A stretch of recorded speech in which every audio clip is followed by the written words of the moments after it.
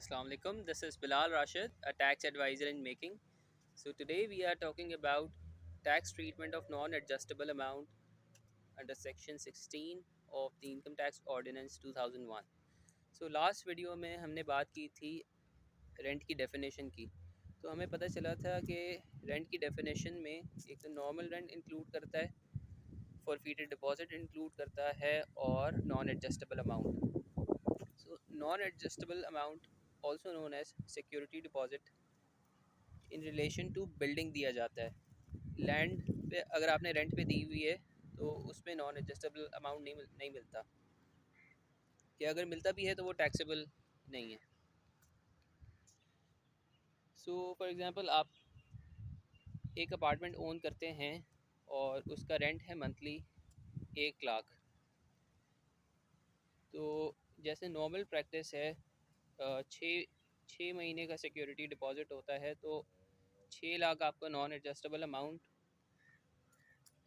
Tenant ने आपको दे दिया। तो वो 6 लाख आपका 6 लाख का अमाउंट रेंट में इंक्लूड होगा, लेकिन इसकी टैक्सेशन इस तरीके से होगी, हम उसको 10 इक्वल इंस्टॉलमेंट्स में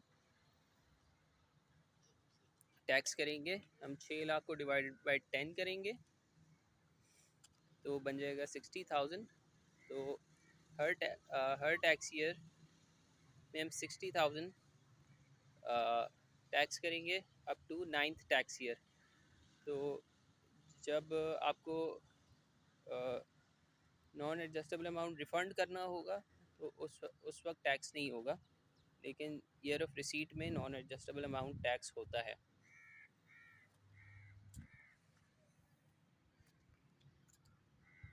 अगर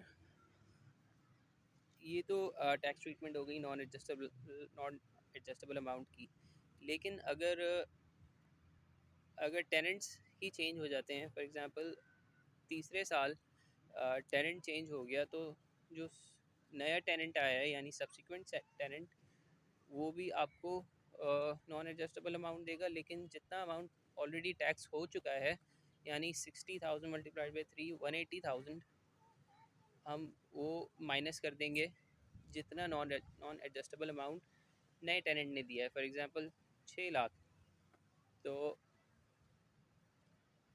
420 4,20,000 ये जो अमाउंट है, then it would be further divided by 10। So this was और फिर वो आगे इसी तरीके से इंस्टॉलमेंट्स में टैक्स होता रहेगा। सो this was the treatment of non adjustable amount. For similar tax related content you can visit my profile and also follow me. Thank you.